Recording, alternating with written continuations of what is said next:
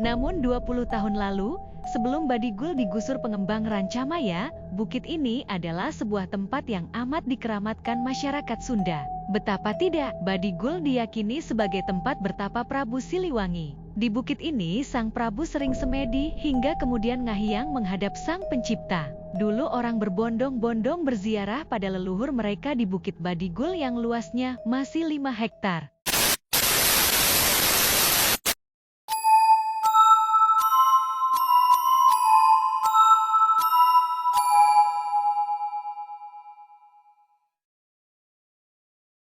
Assalamualaikum warahmatullahi wabarakatuh. Kembali lagi bersama saya di channel Danger Zone. Jadi di segmen Kismis Kisah Misteri kali ini, saya akan menceritakan kisah tentang Tumbal Keramat Badigul. Sebelum masuk ke ceritanya, alangkah baiknya kalian dukung channel kami dengan cara subscribe, like, comment, and share ke teman-teman kalian semua, agar kami lebih semangat lagi untuk membuat video-video yang lebih menarik lagi. Oh, tanpa banyak basa-basi kita gas ke ceritanya. Kismis Kisah Misteri dimulai.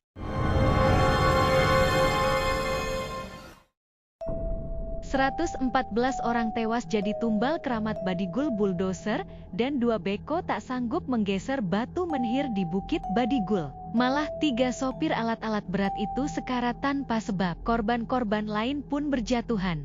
Badigul, begitu orang menyebut bukit kecil di kota Bogor bagian selatan ini. Selintas tak ada yang nampak istimewa pada segundukan tanah di atas lahan seluas 5.000 meter persegi itu. Hanya rumput halus lapangan golf yang mengelilinginya. Di sisi barat berdiri sebuah bangunan sport center milik perumahan elit Rancamaya. Di sisi lain nampak sebuah gedung megah pusat penelitian dan pengembangan agama Buddha. Bukit itu sendiri kini telah menjadi miliki perumahan Rancamaya. Namun 20 tahun lalu, sebelum Badigul digusur pengembang Rancamaya, bukit ini adalah sebuah tempat yang amat dikeramatkan masyarakat Sunda. Betapa tidak, Badigul diyakini sebagai tempat bertapa Prabu Siliwangi. Di bukit ini Sang Prabu sering semedi hingga kemudian ngahiyang menghadap Sang Pencipta. Dulu orang berbondong-bondong berziarah pada leluhur mereka di Bukit Badigul yang luasnya masih 5 hektar. Saat itu masih terdapat beberapa alat gamelan Sunda yang memiliki kekuatan magis, namun kini menghilang entah kemana. Dulu bukit itu masih tinggi. Badigul dikelilingi sebuah telaga yang bernama Renawijaya. Jika orang ingin ke puncak bukit, mereka harus menyeberangi telaga dan mengambil air wudhu di sana. Tutur Ki Cepi Rancamaya, 53 tahun. Berkisah tentang Badigul, Ki Cepi, spiritualis dan budayawan ini, merasa miris mengingat masa lalunya. La adalah orang yang mati-matian mempertahankan tempat keramat itu. Namun kekuatan rezim Orde Baru dan pengaruh uang dari pengusaha membuatnya harus mengakui kekalahan. Badigul digusur, ia diculik Kopassus dan dipenjarakan tanpa pengadilan.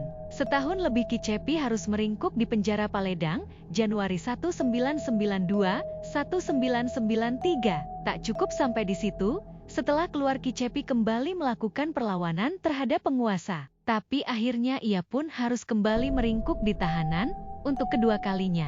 Sebuah pengalaman mistik pun dialami Ki Cepi saat ia menghuni Blok B8 Rutan Paledang, Bogor. Saat itu ia dipanggil sipir. Katanya ada keluarganya yang hendak menjenguknya. Cepi pun keluar dari ruang tahanannya. Namun belum genap 10 langkah ia meninggalkan ruang tahanan itu, tiba-tiba terdengar bunyi menggelegar dari ruang tahannya. Sebuah petir yang menghebohkan seisi napi Paledang menjebolkan tembok kamar tahanan Cepi yang tebalnya 75 cm. Saat itu memang hujan rintik-rintik. Tir itu membuat lubang berdiameter 50 cm pada dinding penjara. Jika saya ada di dalam tentu saya sudah mati. Belakangan saya baru tahu kalau petir itu adalah santet kiriman anak buah Cecep Adireja, tutur Cepi. Keberanian Cepi untuk mempertahankan Badigul memang bukan tanpa alasan. Yakin seyakin-yakinnya. Badigul adalah tempat keramat peninggalan leluhur Pakuan Pajajaran. Keyakinan Cepi itu juga diperkuat oleh keyakinan banyak masyarakat di sana. Budayawan-budayawan Sunda pun telah menetapkan situs Badigul sebagai cagar budaya yang patut dilestarikan. Bahkan Solihin Jipi, tokoh masyarakat Sunda yang kala itu menjabat Sesdalobang pun melarang penggusuran keramat Badigul dengan mengeluarkan nota pribadinya kepada Wali Kota Bogor. Siapapun yang merusak tempat keramat akan kena supata, karma, tutur Cepi. Cerita-cerita mistik dan supata yang dilontarkan Cepi memang terbukti. 100 orang buruh bangunan telah mati menjadi tumbal saat Bukit Badigul dibuldoser. Namun ambisi pengusaha real estate untuk meratakan Bukit Badigul tidak pernah luntur. Bukit itu tetap diratakan untuk perumahan dan lapangan golf hingga ketinggiannya berkurang 6 meteran. Saat puncak Badigul telah tercukur 6 meter itu muncul sebuah batu menhir sebesar mobil sedan. Anehnya, batu sebesar itu sama sekali tak goyang saat dibuldoser. Penasaran dengan itu, pihak perumahan mendatangkan 2 beko untuk menarik batu keramat itu. Tapi 2 beko itu pun tak sanggup menggoyangkan batu itu. Bahkan 1 beko malah patah saat menariknya. Secara logika, batu itu seharusnya dapat digusur oleh buldoser. Saat itulah kesadaran para buruh tentang kekuatan mistik Bukit Badigul mulai terbuka. Tapi mereka terlambat. 3 orang supir alat berat itu pun mati, tutur Cepi. Mengingat keanehan-keanehan yang terjadi, akhirnya pihak perumahan sepakat untuk tidak memindahkan batu itu. Batu itu tetap di tempatnya kemudian dibenamkan dan kembali timbun dengan tanah. Jadilah Bukit Badigul kini sebagai lapangan golf dengan sport center dan pusat penelitian agama Buddha di sebelahnya. Memang ironis, hanya untuk membuat sebuah lapangan golf dan pusat kebugaran, pihak pengembang harus menghancurkan cagar budaya. Mereka juga harus bertentangan dengan kepercayaan masyarakat sekitar yang meyakini kekeramatkan Badigul. Alhasil, mereka harus menumbalkan 114 orang buruh untuk mencukur 6 meter Bukit Badigul. Kita berurusan dengan makhluk di dunia lain, tapi mereka juga punya tempat dan habitat di bumi ini. Jika mereka diganggu, mereka pun bisa mengganggu kita, jelas Cepi. Tentang kekeramatan Bukit Badigul, mungkin hanya Cepi yang pernah menyibak tabir mistiknya. La adalah penduduk asli Rancamaya, Bogor Selatan. Ia adalah orang yang paling rajin bermunajat di sana. La sering melakukan kontak batin dengan penguasa gaib Bukit Badigul. Bahkan ia juga pernah melakukan meditasi dan puasa selama 100 hari di bukit itu. Dikisahkan Cepi, suatu malam ia tengah melakukan meditasi di puncak Badigul. Menjelang tengah malam, ia melihat seekor anjing hitam yang diapit 2 ekor anjing kecil berbulu putih di kiri kanannya. Dalam hati, Cepi yakin itu bukan binatang sungguhan, sebab tak mungkin binatang-binatang itu tiba-tiba muncul di hadapannya tanpa diketahui dari mana datangnya. Tidak mungkin pula anjing itu bisa ke puncak Badigul, sebab harus menyeberangi Telaga Renawijaya. Binatang-binatang yang tampak gagah itu memandang heran ke arah Cepi. Tapi sedikit pun Cepi tak bergeming dari tempatnya duduk. Cepi tetap konsentrasi dengan meditasinya. Sesaat ia melihat anjing berbulu hitam itu menengadahkan kepalanya pada Cepi. Tapi ia tak mengerti apa maksudnya. Dan dalam ketidakmengertian itu, sekedipan mata saja anjing-anjing aneh itu hilang dari pandangan Cepi. Malam yang lainnya, Cepi juga pernah menemukan fenomena mistik yang sulit diterima akal sehatnya. Malam itu, Cepi sengaja datang ke Badigul untuk melanjutkan meditasinya. Dari rumah, ia membawa segala perlengkapan sajen yang diperlukan di keramat Badigul. Cepi berharap malam itu, ia akan mendapatkan sesuatu yang selama ini ia cita-citakan. Lepas maghrib Cepi duduk tepekur menghadap kiblat. Pada tengah malam, ketika Cepi tengah kusyuk meditasi sambil memejamkan matanya, tiba-tiba ia melihat sepertinya matahari terbit dari balik Gunung Salak. Sinarnya terlihat benderang menerangi seantero alam. Gunung Salak terlihat jelas, pohon besar hingga rumput kecil dan perumahan penduduk di kaki gunung itu terlihat jelas. Sesaat Cepi tak yakin. Ia sadar bahwa Gunung Salak itu berada di sebelah barat. Mana mungkin matahari terbit dari arah barat? Lalu mengusap-usap matanya. Dan seketika itu pula bumi kembali gelap gulita. Tak nampak lagi matahari yang benderang di balik Gunung Salak itu. Yang tertinggal hanya kedipan-kedipan kecil dari lampu yang terpasang di rumah-rumah penduduk. Itu benar-benar aneh dan saya mengalaminya sendiri. Kekuatan mistik Badigul memang nyata, jelas Cepi. Kisah lain yang lebih unik juga diceritakan Cepi. Malam itu ia tengah wirid di Badigul. Karena penat, ia telentang merebahkan dirinya di tengah padang rumput puncak Badigul. Tapi sesaat kemudian ia tersentak kaget. Dari atas langit ia melihat seperti seberkas sinar keperakan jatuh menimpa dadanya. Seketika ia memegangi dadanya yang terasa sesak. Dan mendadak, tangannya menyentuh benda pipih yang dingin. La pun langsung menggenggamnya. Kini di tangannya tergenggam sebilah kujang.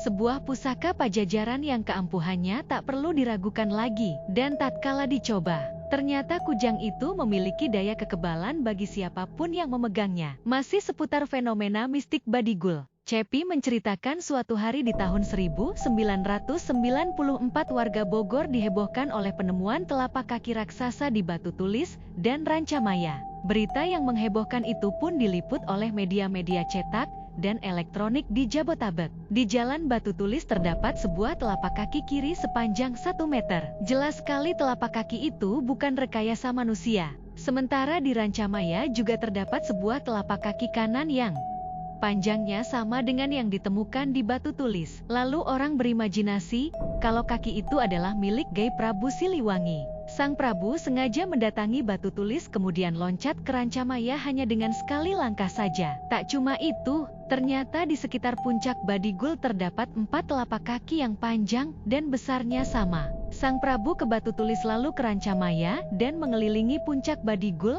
Begitu jelas Ki Cepi ketika ditanyai wartawan saat itu. Kekeramatan Bukit Badigul memang meyakinkan. Tak seorang warga Rancamaya pun yang meragukan keangkerannya. Sejak batu keramat itu tak sanggup dibuldoser, tak seorang buruh pun yang mau melanjutkan pekerjaan di sana. Mereka takut terkena kutuk atau supata Eyang Prabu Siliwangi. Kami tidak mau mati jadi tumbal, tutur Ujang warga Rancamaya yang waktu itu ikut melakukan pembabatan lahan di Badigul. Ketakutan Ujang memang beralasan. La menceritakan beberapa orang rekannya yang mati akibat ikut meratakan tanah di Bukit Badigul. Waktu itu, Herman dan beberapa teman Ujang diperintahkan untuk mengeruk tanah di puncak Badigul. Lewat tengah hari setelah mereka istirahat, pekerjaan itu dilanjutkan. Namun alangkah terkejutnya Herman dan kawan-kawannya. Mereka melihat seekor ular hitam di atas tanah merah Bukit Badigul. Tanpa pikir panjang ular itu, mereka pukul ramai-ramai dengan batang kayu dan batu. Esok harinya, Herman dan 2 orang temannya itu dikabarkan sakit meriang.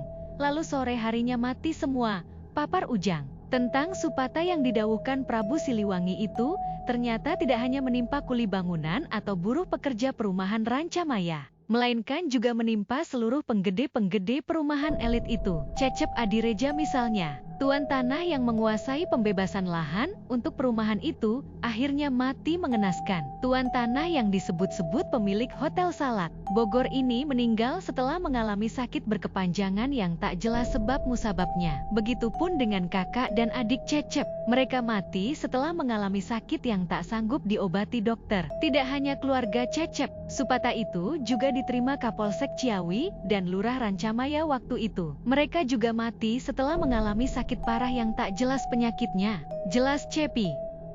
Ok, mungkin segitu saja cerita yang bisa kami sampaikan. Mudah-mudahan dapat menghibur kalian semua. Dan jangan lupa ikuti kami terus ya. Wassalamualaikum warahmatullahi wabarakatuh.